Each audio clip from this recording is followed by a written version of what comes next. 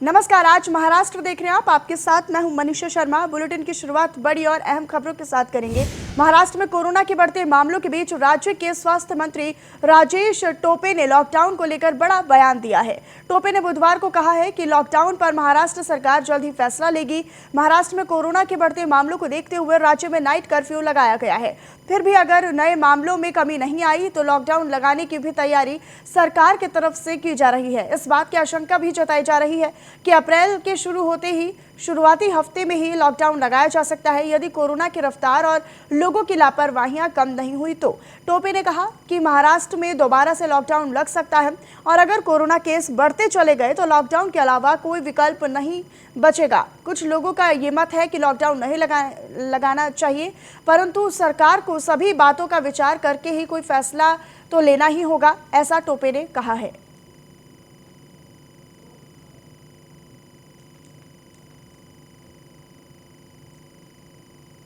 तो महाराष्ट्र में कोरोना के बढ़ते मामलों के बीच अब राज्य के स्वास्थ्य मंत्री यानी कि राजेश टोपे ने भी लॉकडाउन को लेकर अपनी बातें जो हैं वो साफ कर दी हैं। टोपे ने बुधवार को ये साफ कर दिया है अपनी बातों ही बातों में कि लॉकडाउन पर महाराष्ट्र सरकार अब जल्द ही फैसला ले सकती है। महाराष्ट्र में कोरोना के बढ़ते मामलों को देखते हुए राज्य में नाइट कर्फ्यू लगाया गया है। फिर भी अगर नए मामलों में कमी नहीं आई या फिर इसी तरीके से जो आंकड़े हैं कोरोना के संक्रमितों की जो आंकड़े हैं वो बढ़ते चले गए तो लॉकडाउन लगाने की भी सरकार की तरफ से तैयारी की ही जा रही है। इस बात की आशंका भी जताई जा रही है कि अप्रैल के शुरुआती हफ्ते में ही लॉकडाउन लगाया भी जा सकता है अगर कोरोना की रफ्तार और लोगों की लापरवाहियां कम नहीं हुई तो यानी कि अब ये साफ कर दिया गया है कि फिलहाल लॉकडाउन की कोई स्थिति नहीं है, लेकिन अगर लापरवाही बढ़ती जा रही है लोगों के द्वारा और अगर वो लापरवाहियां कम नहीं होती हैं और कोरोना के आंकड़े इसी तरीके से रफ्तार पकड़ते रहे तो कहीं ना कहीं राज्य सरकार को लॉकडाउन मजबूरन लगाना ही पड़ेगा। टोपे ने यह भी अपनी बातों में साफ किया कि महाराष्ट्र में दोबारा से लॉकडाउन लग सकता है और कोरोना अगर केस बढ़ते गए कोरोना के तो लॉकडाउन के अलावा कोई भी ऑप्शन या फिर कोई भी विकल्प नहीं बचेगा। कुछ लोगों का ये भी मत है कि लॉकडाउन नहीं लगाया जाना चाहिए, लेकिन सरकार को सभी बातों पर विचार करके ही कोई फैसला तो लेना ही होगा।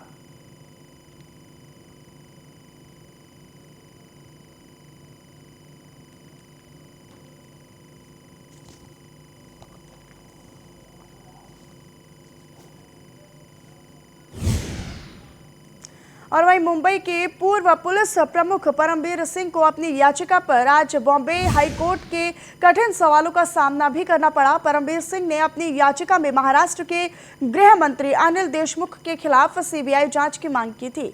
बॉम्बे हाईकोर्ट ने परमबीर सिंह को बार बार पूछा कि मंत्री के खिलाफ उन्होंने कोई एफआईआर दर्ज क्यों नहीं करवाई। बॉम्बे हाईकोर्ट के मुख्य न्यायाधीश सीजे दत्ता ने तर्कों का जवाब देते हुए ये साफ किया कि आप एक पुलिस कमिश्नर हैं, कानून आपके लिए अलग क्यों होना चाहिए? क्या पुलिस अधिकारी, मंत्री और राजनेता कानून से ऊपर हैं?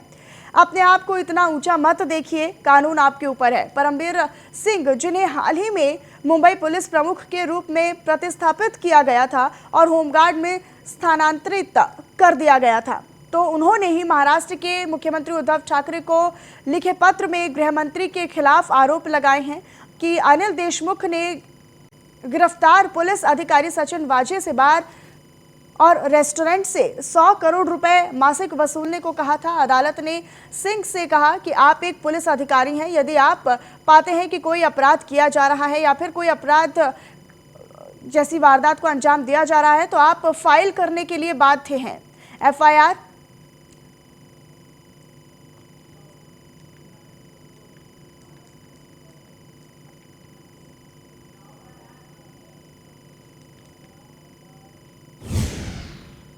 महाराष्ट्र सरकार ने मुंबई के पूर्व पुलिस आयुक्त परमबीर सिंह द्वारा राज्य के गृह मंत्री अनिल देशमुख के खिलाफ लगाए गए भ्रष्टाचार के आरोपों की जांच के लिए मंगलवार को उच्च न्यायालय की एक रिटायर्ड न्यायाधीश की अध्यक्षता में एक समिति गठित की है।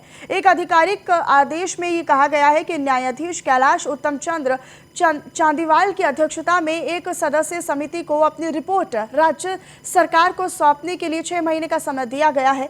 मुंबई के पुलिस आयुक्त पद से तबादले के बाद सिंह ने मुख्यमंत्री उद्धव ठाकरे को एक पत्र लिखा था जिसमें यह आरोप लगाया गया था कि देशमुख ने पुलिस अधिकारी सचिव वाजे को 100 करोड़ रुपए वसूली का लक्ष्य दिया था। हालांकि देशमुख ने इन सभी आरोपों को इनकार किया है, इन सभी आरोपों को खारिज कर दिया है।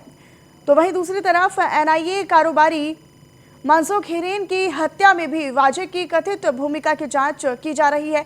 चांदीवाल को ये जांच करने के लिए कहा गया है कि 20 मार्च को परमबीर सिंह द्वारा मुख्यमंत्री उद्धव ठाकरे को लिखे पत्र में यह स्थापित करने के लिए कोई भी सबूत है कि देशमुख या फिर उनके कार्यालय की किसी भी अधिकारी का कोई भी अपराध या फिर कदाचार किया गया है या फिर नहीं है। इसके साथ ही आयोग इस बात की भी जांच करेगा कि क्या परमबीर सिंह के आरोपों में कोई भी सच्चाई वास्तव में है या फिर नहीं है।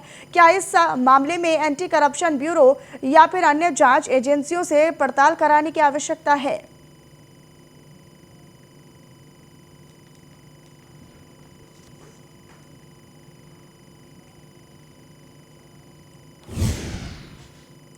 वहीं दूसरी तरफ पुलिस इंस्पेक्टर मिलिंद मधुकर काठे को मुंबई पुलिस की अपराध खुफिया इकाई का प्रमुख नियुक्त किया गया है। पहले अपराध खुफिया इकाई का नेतृत्व सचिन वाजे ही कर रहे थे, लेकिन मुकेश अंबानी के घर एंटीलिया के बाहर के विस्फोटक से भरी कार बरामद होने के बाद से ही वाजे एनआईए की हिरासत में है।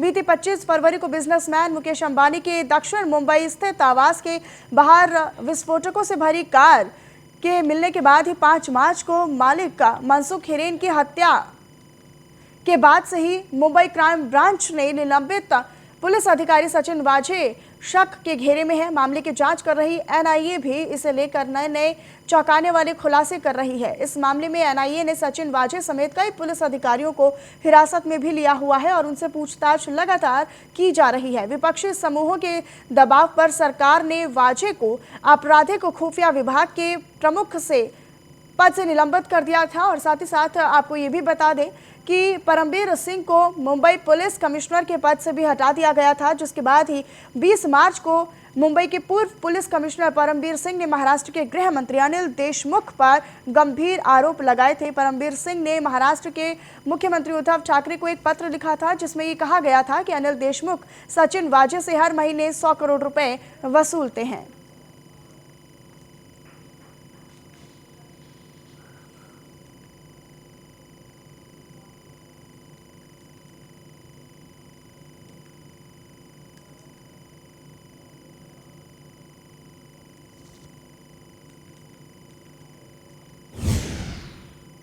मनसुख हिरेन मौत के मामले में एनआईए ने अहम खुलासा किया है। एनआईए से मिली जानकारी के अनुसार हिरेन की हत्या की साजिश जिस मीटिंग में रची गई थी, उसमें निलंबित पुलिस इंस्पेक्टर सचिन वाजे भी शामिल था। मुंबई स्थित उद्योगपति मुकेश अंबानी के घर के बाहर मिली विस्फोटक से भरी स्कॉर्पियो और उसके कार के मालिक मनसुख हिरेन की हत्या के मामलों की जांच एनआईए कर रही है। एनआईए ने इस मामले में मुंबई पुलिस के इंस्पेक्टर सचिन वाजे समेत पूर्व पुलिस अधिकारी विनायक और क्रिकेट बुकी नरेश गौर को पहले ही अरेस्ट कर लिया है और उनसे पूछताछ भी की जा रही है। मनसुख हिरेन प्रकरण में एनआईए ने मंगलवार को स्पेशल कोर्ट को यह अहम जानकारी दी थी कि जब मनसुख हिरेन की हत्या की साजिश रची जा रही थी तो वहां सचिन वाजे भी मौजूद था।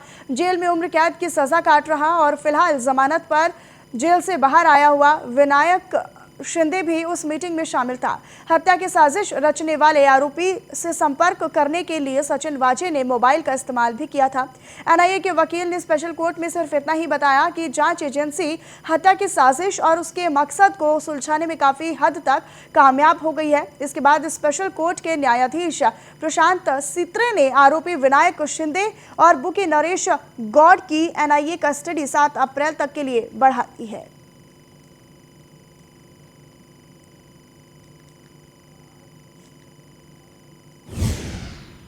मुंबई से अब अगली खबर आपको बता दें, जहां पर एनसीपी अध्यक्ष शरद पवार की सर्जरी हुई है। सर्जरी के बाद अध्यक्ष की बेटी ने फोटो भी शेयर की है और मुंबई में एनसीपी अध्यक्ष शरद पवार को पेट में दर्द के कारण अस्पताल में भर्ती कराया गया था। उसके बाद मंगलवार रात को उनकी सर्जरी की गई, जो कि सक्सेसफुल साबित हुई, जो कि सफल साबित हुई है। इस बात की जानकारी राज्य के स्वास्थ्य मंत्री राजेश टोपे ने दी है। सर्जरी के बाद पवार की पहली तस्वीर उनकी बेटी और एनसीपी सांसद सुप्रिया सुले ने ट्विटर पर पोस्ट की है।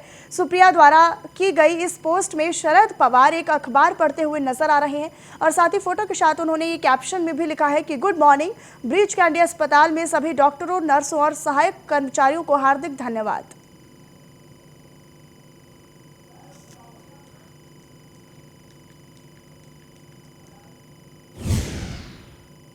बढ़ते कोरोना संक्रमण को देखते हुए मुंबई में लॉकडाउन के संकेत बीएमसी ने दिए थे, लेकिन अब बीएमसी के कमिश्नर आईएस चहल ने कहा है कि मुंबई में तत्काल लॉकडाउन की कोई भी योजना नहीं है। 15 दिन बाद कोरोना की स्थिति की समीक्षा करके लॉकडाउन को लेकर फैसला लिया जाएगा। महाराष्ट्र सरकार ने 15 दिन के लिए राज्य में कुछ प्रतिबंध जरूर लगाए हैं। इस दौरान कोरोना मरीजों की संख्या नहीं घटी तो लॉकडाउन को मजबूरन बढ़ाना पड़ेगा।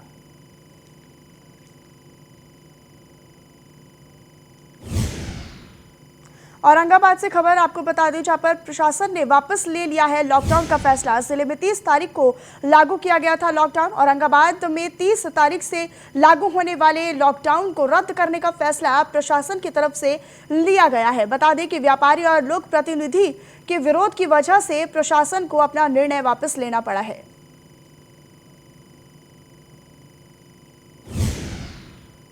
छोटे लोगों के जो विषय आपने रखे थे कि इसका क्या होगा, रिक्शा वाले का क्या होगा, शादी हो सकती क्या नहीं, शादी भी हो सकती है 50 लोगों के साथ, ये बोला था। लेकिन उसके बाद में गवर्नमेंट में और सोच के उन्होंने ये बोला कि ये प्रपोजल पे गवर्नमेंट फिर से गौर करेगी, इसको और वेरीफाई करेगी और उसके बाद में रिवाइज इंस्ट्रक्शन हमको देगी, सुधारित सूचना देगी। तब तक आज रात को जो लॉकडाउन मुंबई में कोरोना वायरस फिर से तेजी के साथ बढ़ रहा है। राज्य के स्वास्थ्य विभाग इसे दूसरी लहर बता रही हैं, लेकिन पहली लहर से कमजोर माना जा रहा है। मुंबई में कुल एक्टिव मरीजों में सिर्फ 1.5% मरीज ही क्रिटिकल हैं, जबकि 80% मरीज बिना लक्षण वाले हैं।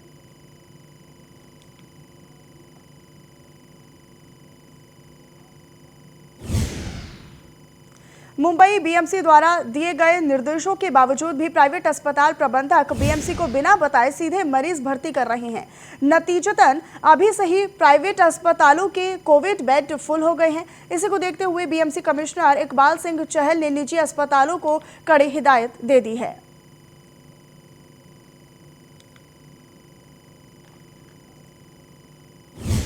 बढ़ते खबरों में आगे, नासिक पुलिस ने कोरोना संक्रमण रोकने के लिए कोशिशें की हैं और कोशिशों में एक नया तरीका भी निकाल दिया है।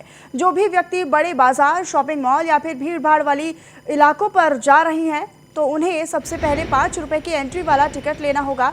ये 1 घंटे तक ही वैलिड रहेगा। एक शुल्क अमाउंट जो है लोगों को 5 रुपए, ये एक शुल्क रखा है।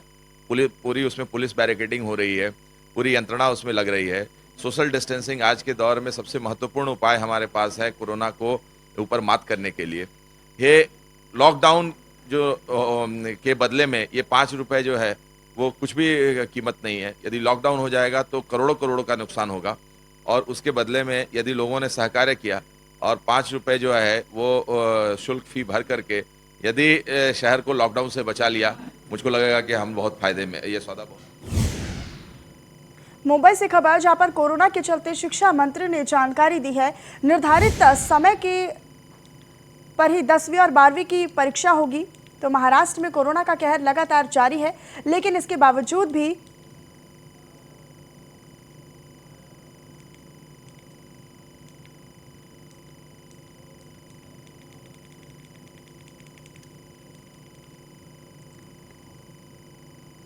तो कोरोना के चलते शिक्षा मंत्री ने जानकारी दी है निर्धारित समय पर 10वीं और 12वीं की परीक्षा की जानी है। महाराष्ट्र में कोरोना का लहर लगातार जारी है, लेकिन बावजूद इसके सरकार 10वीं और 12वीं की कक्षा की परीक्षाएं निर्धारित समय पर ही लेने का फैसला कायम कर रही है।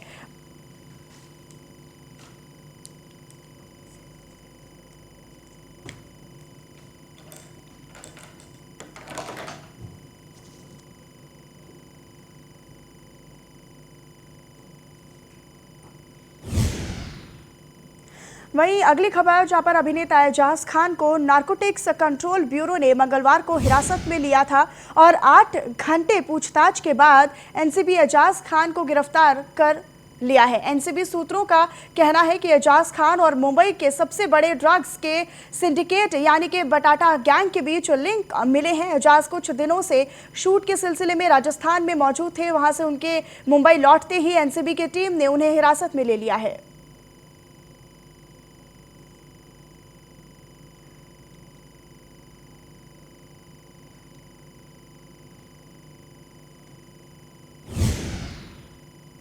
और चंद्रपुर में शुरू हुआ गर्मियों का मौसम। 43 डिग्री सेल्सियस तक पहुंचा है तापमान। चंद्रपुर में गर्मियों का मौसम अब शुरू हो गया है, लेकिन गर्मियों से पहले ही शहर का नाम अब हीट सिटी में गिना जा रहा है। बता दें कि शहर ने 43 डिग्री सेल्सियस का तापमान पार कर लिया है। साथ ही साथ मौसम विभाग ने अगले 3 दिनों तक नागपुर और विदर्भ के कुछ अन्य जिलों में गर्मी बढ़ने की संभावनाएं भी जताई हैं। साथ ही साथ चंद्रपुर, अकोला में भी गर्मी बढ़ सकती है।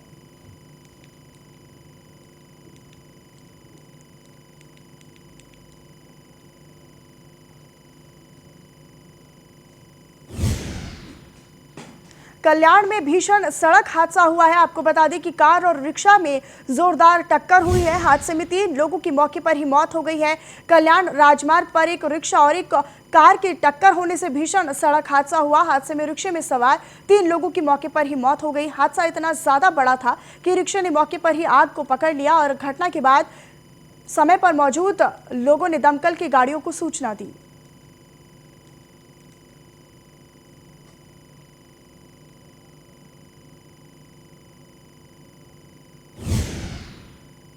नवी मुंबई के एरोली उपनगर के पंजाब नेशनल बैंक के एटीएम में मंगलवार देर रात आग लग गई। ATM machine, passbook entry machine में आग लग गई, जिसके कारण ये सारी जो मशीन है वो जलकर खाक हो गई। जानकारी मिलते ही फायर ब्रिगेड की टीम मौके पर पहुंची। फायर ब्रिगेड ने एक बड़े हादसे को होने से टाला है। बता दें कि एटीएम के पास में ही पेट्रोल पंप भी था, जिससे कि एक बड़ा धमाका होने की आशंका भी थी।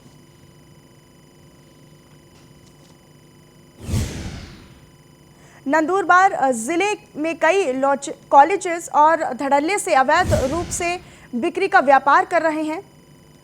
तो कोरोना महामारी के चलते इन लोगों में किसी का भी खौफ नहीं दिखाई दे रहा है। ना कोरोना का खौफ, ना ही पुलिस प्रशासन का खौफ।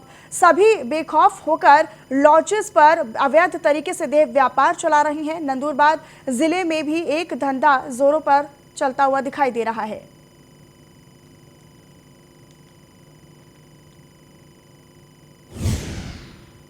सिंधुदुर्ग में कलसुली में कुएं में तेंदुआ गिर गया। वन कर्मियों ने पिंजरे की मदद से बाहर निकाला है तेंदुए को। और सिंधुदुर्ग जिले में कलसुली में एक तेंदुआ गिर गया, जिसके बाद रात भर पाइप का सहारा लेकर अपने आप को डूबने से बचाए रखा।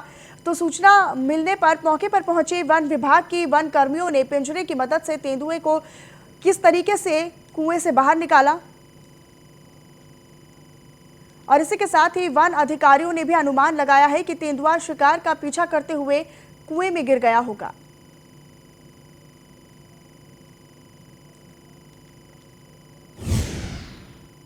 शराब पर बंदिश तो आपने अक्सर सुना ही होगा, लेकिन लातूर जिले के औसा तहसील में शराब पीने वालों पर पाबंदी लगाने के लिए कुछ अलग ही नियम अब जारी कर दिए गए हैं। एक रिपोर्ट के जरिए दिखाते हैं।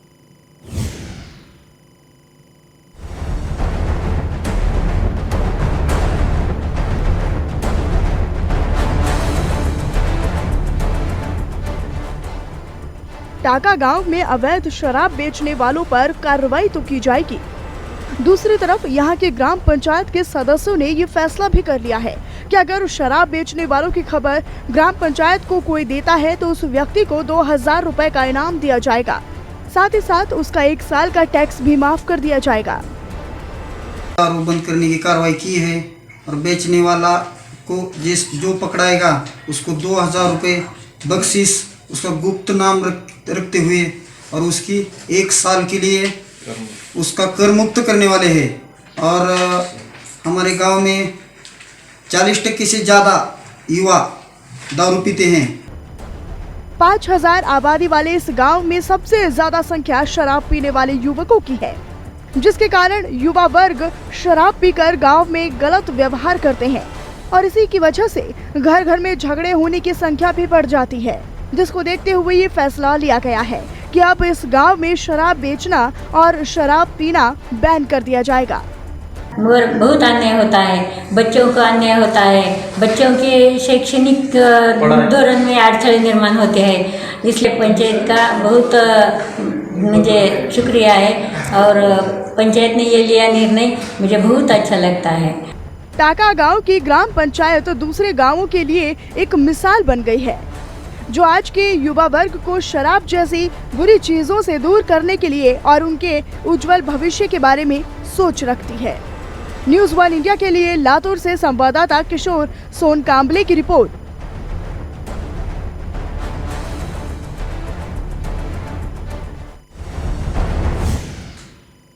और आज महाराष्ट्र में फिलहाल इतना है, लेकिन तमाम खबरों के लिए आप बने रहिए न्यूज़ 1 इंडिया के साथ। नमस्कार।